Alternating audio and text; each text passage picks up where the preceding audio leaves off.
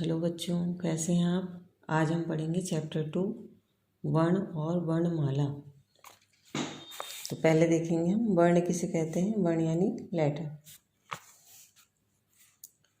प्रत्येक शब्द ध्वनियों से मिलकर बना है। ध्वनियाँ मतलब होती है आवाज़, जो आपके गले से आवाज़ निकलती है, नाक के सहारे से भी आवाज़ निकलती है।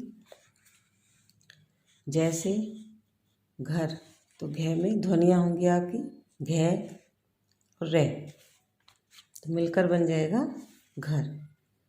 इन ध्वनियों को वर्ण या अक्षर कहा जाता है। इनकी वर्ण जो कहते हैं हम, इन्हीं ध्वनियों को कहेंगे जो हमारे अंदर से आवाज़ें निकलती हैं। जो कुछ भी हम बोलते हैं वो ध्वनियाँ होती हैं और उनको हम वर्ण कहते हैं। वर्ण भाषा की सबसे छोटी इकाई है। सबसे छोटी इकाई किस लिए है कि आप, जैसे ये आपका पूरा सेंटेंस है, प्रत्येक शब्द ध्वनियों से मिलकर बनता है। अगर आप इसको छोटे छोटे टुकड़ों में करेंगे तो वाक्य की जगह क्या बन जाएगा, शब्द बन जाएंगे। अगर इनको अलग अलग आप करते हैं तो ये शब्द बनेंगे, और शब्दों को भी अगर आप अलग अलग कर देंगे तो इनसे भी छोटा हो जाएगा आपका। जैसे ये है मैं, ले, के, रे, तो ये अगर ये देखेंगे, ये मैं लिखा हुआ है, ये ले, ये के, ये रे, तो अगर इनको भी हम अलग अलग करेंगे तो आपका अलग अलग वर्ड बन जाएगा।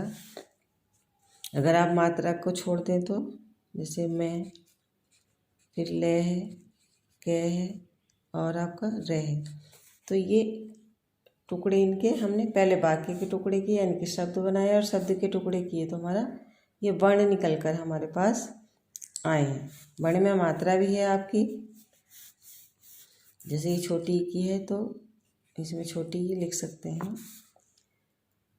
अब अगर हम चाहें तो इन वर्णों के दूसरे टुकड़े नहीं कर सकते। अगर आपको मैं को 2 जगह लिखना हो तो आप नहीं लिख सकते, ले को लिखना है तो नहीं लिख सकते, तो इसलिए सबसे छोटी इकाई बन जाती है। यानी इसी को जोड़कर आप शब्द बनाएंगे और इसी को जोड़कर वाक्य, और वाक्य को जोड़कर पूरा पैराग्राफ बनता है और पूरी किताब लिखी जा सकती है। इसीलिए वर्ण भाषा की सबसे छोटी इकाई है, यानी कि इससे छोटा और कुछ नहीं होता। हिंदी में नहीं, किसी भी भाषा में जो लेटर्स होते हैं या जिनको हम वर्ण बोलते हैं वो सबसे छोटी होती है। जैसे इंग्लिश में आपके अल्फ़ाबेट है A to Z, ऐसे हिंदी में आपके S से श तक ये सब वर्ण होते हैं, और इनके अन्य छोटे टुकड़े नहीं किए जा सकते। आप इनसे छोटा करके और नहीं लिख सकते हैं। अगर आप इनको छोटी भाषा में समझें तो ये लिखेंगे कि वर्ण किसे कहते हैं, तो इनका आंसर होगा आपका ध्वनियों को वर्ण कहा जाता है। अगर आप इसका दूसरा आंसर लिखना चाहते हैं तो इसका दूसरा आंसर भी हो सकता है वर्ण भाषा की सबसे छोटी इकाई होती है। वर्णों को आपका ये तो वर्ण हो गया। अब आपका दूसरा था वर्णमाला। तो वर्ण माला का मतलब आप समझते हैं, जैसे आप घर पे माला देखते होंगे, छोटे कोई भी मोतियों को जब एक ही धागे में पिरोकर बांध दिया जाता है तो उसको माला कहते हैं। तो ऐसे ही वर्णों को एक क्रम में, यानी कि सही क्रम में एक ही समूह में बांध कर रखने को उसकी वर्णों की माला कहा जाता है। जैसे मोती की माला होती है, ऐसी वर्णों की भी माला बन जाती है।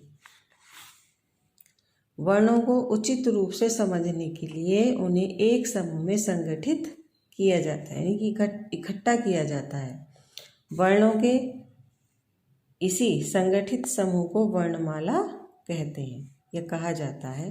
वर्णों के संगठित समूह को वर्णमाला कहा जाता है। संगठित का मतलब होता है इकट्ठा करना, उसको एक सही क्रम में इकट्ठा कर लिया जाता है। यह है आपकी वर्णमाला जो आपने पहले ही पढ़ी थी। वर्ण के प्रकार 2 होते हैं, जो आपने स्वर ऐसे है तक आपने पढ़े थे, ये 11 होते हैं। फिर आपके व्यंजन, जो आप कै से लेकर और अण्हे, और जो संयुक्त अक्षर हैं आपके 6, त्रै, ज्ञ और श्रै, ये भी इसी में आते हैं। तो ये सब आपके 2 होते हैं। स्वर आपके हो गए ऐसे एह तक, और जो वर्ण है वो व्यंजन जो है वो कैसे और श्रै तक। अब इनको देख अगर हम एक लाइन में समझने की कोशिश करें तो इसका मीनिंग ये निकलता है कि वर्णों के बिना भाषा का निर्माण नहीं हो सकता। यानी कि भाषा जो होती है वो वर्णों के बिना बन ही नहीं सकती। कोई भी भाषा हो, चाहे वो हिंदी हो, इंग्लिश हो, उर्दू हो, फारसी हो, किसी भी भाषा को बनाने के लिए, उसका निर्माण करने के लिए उसकी सबसे छोटी इकाई यानी कि वर्ण या लेटर्स जो होते हैं उनकी ज़रूरत ज़रूर होती है, क्योंकि उनके बिना आप लिख नहीं सकते। जैसे घर को बनाने के लिए सबसे छोटी चीज़ ईंट होती है, तो ईंटों को जोड़ जोड़ कर ही आप घर बनाते हैं, ऐसे ही ने वर्णों को या लेटर्स को जोड़ जोड़ कर ही भाषा का निर्माण होता है।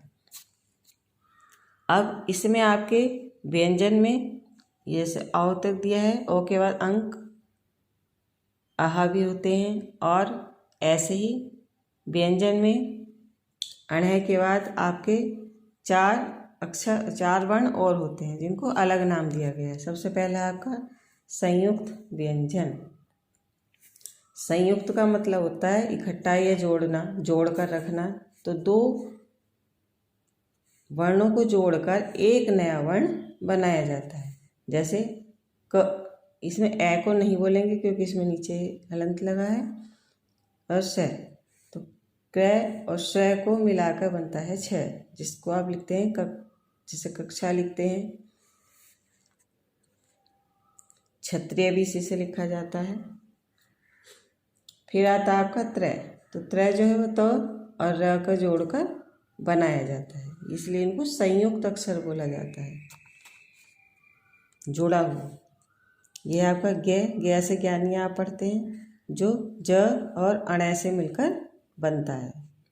यह है श्र से श्रमिक, तो ये श और रै को जोड़कर बनाया जाता है। तो ये 4 जो आपके वर्ण हैं, छ, ज्ञ, त्रय और श्रय, ये आपके होते हैं संयुक्त व्यंजन। तो संयुक्त व्यंजन आपके कितने हो गए? 4। ऐसे ही जो आप स्वर आप पढ़ रहे थे, ओ के बाद अंक और आहा आता है, उसको हम बोलते हैं अयोग बहा। अयोग बहा में अंक तथा आहा वर्ण जो होते हैं वो अयोग बहा कहलाते हैं। अंक तथा आहा वर्ण अयोग बहा कहलाते हैं तथा इन्हें स्वरों के साथ रखा जाता है। यानी कि ये स्वर होते हैं, इसलिए हम इनको आ से आहा तक पढ़ते हैं, क्योंकि इनकी अपनी मात्राएं होती हैं। स्वर किस लिए हैं? क्योंकि इनकी मात्राएं होती हैं। ये वर्ण न तो व्यंजन है और ना ही स्वर, पर इनको स्वर के साथ ही रखा जाता है क्योंकि इनकी मात्राएं बनाई जाती हैं।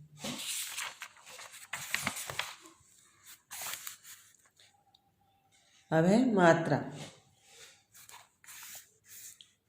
ए स्वर के अतिरिक्त, यानी कि इसमें ए की कोई मात्रा नहीं होती क्योंकि ये सभी व्यंजनों के साथ मिलकर बोला जाता है।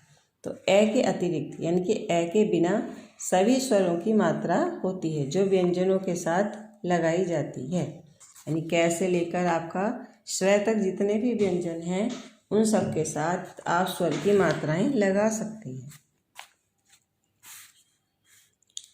ये मात्राएं हमने पहले भी पढ़ी थी। ए की अपनी कोई मात्रा नहीं होती, लेकिन बिना ए के, जैसे आपका ये क्या लिखा हुआ है, तो अगर हम बिना मात्रा के लिखेंगे ए के तो इसके नीचे ऐसे लाइन बनाएंगे, हलंत लगाएंगे, तो ये बिना ए के हो गया और ये बोला जाएगा ए को मिला के, यानी कि कै।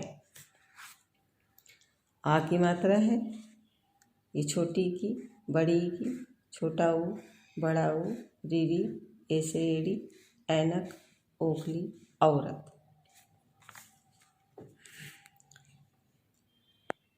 अध्याय सारांश, यानी कि जो आपने इस पाठ में पढ़ा है वो छोटे शब्दों में करके छोटे वाक्यों में ये लिखा गया है। पहला आपने जो पढ़ा था, भाषा की जिस इकाई के टुकड़े नहीं किए जा सकते वह वर्ण कहलाती है। वर्णों के संगठित समूह को वर्णमाला कहते हैं। वर्ण के 2 प्रकार होते हैं, कौन कौन से पढ़े थे हमने? स्वर तथा व्यंजन। छ, त्रय, ज्ञ और श्रय, ये कौन से वर्ण बताए थे हमने? संयुक्त व्यंजन। और ए, अंक और अह है इसको बताया था हमने अयोगवाह, इसको अयोगवाह कहते हैं। फिर था आपका प्रत्येक स्वर की मात्रा होती है परंतु ए स्वर व्यंजन में लुप्त रहता है, यानी कि बोला तो जाता है लेकिन दिखाई नहीं देता है।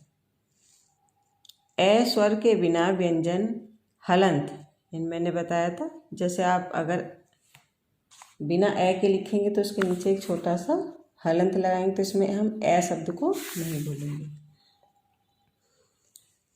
यानी कि ए स्वर के बिना व्यंजन हलंत लगाकर लिखे जाते हैं, जैसे क घ ट। मात्रा स्वर का संक्षिप्त रूप होती है, जो मात्राएं होती हैं वो आपके स्वर हैं ऐसे अह तक, उनका संक्षिप्त मतलब छोटा रूप होती है। बाकी नेक्स्ट वीडियो में। Thank you.